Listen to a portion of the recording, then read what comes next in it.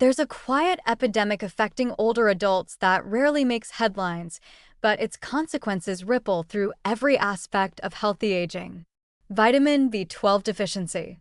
And before you assume this only affects vegetarians and vegans, understand that subclinical B12 insufficiency is surprisingly common even among people who regularly consume animal products. This should concern anyone interested in maintaining cognitive function, energy levels, and overall vitality as they age. The research linking B12 status with healthy aging outcomes is extensive and somewhat alarming. Longitudinal studies tracking people over decades show clear correlations between adequate B12 stores and preserved cognitive function, healthier cardiovascular markers, and maintained nerve health.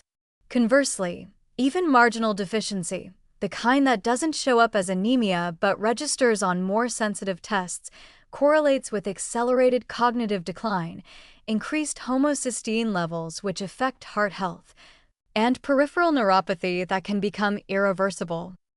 Here's the complicated part. As you age, your ability to absorb B12 from food decreases dramatically. Stomach acid production declines, intrinsic factor, a protein essential for B12 absorption, becomes less available, and the entire digestive process becomes less efficient. This means that even if you're eating plenty of meat, fish, eggs, and dairy, you might still be developing deficiency. And plant-based B12 sources? They're functionally unreliable.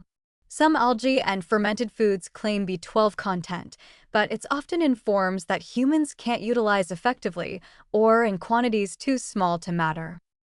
The symptoms of B12 deficiency develop insidiously. Fatigue that doesn't respond to rest.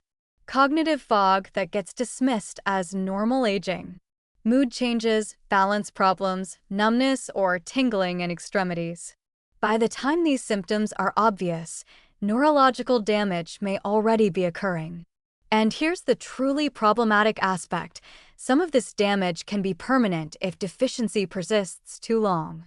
The nervous system doesn't always fully recover even with aggressive B12 repletion. So, what's the practical approach here? First, screening. If you're over 50, regular B12 testing should be part of your health monitoring. Not just serum B12, which can be misleading, but also methylmalonic acid and homocysteine, which are more sensitive markers of functional B12 status.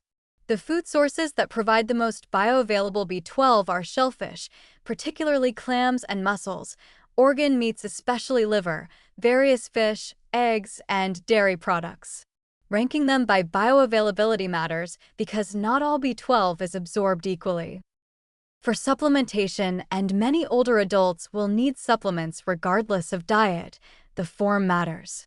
Methylcobalamin and adenosylcobalamin are the active forms your body uses directly. Cyanocobalamin, the cheaper synthetic form found in most supplements, requires conversion steps that become less efficient with age. Sublingual forms can bypass some absorption issues.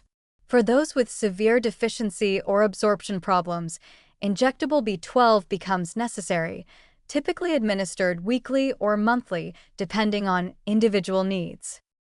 The takeaway here is sobering. B12 sufficiency isn't optional for healthy aging. It's fundamental to cognitive preservation, energy metabolism, and nervous system integrity. Don't assume you're fine just because you eat animal products.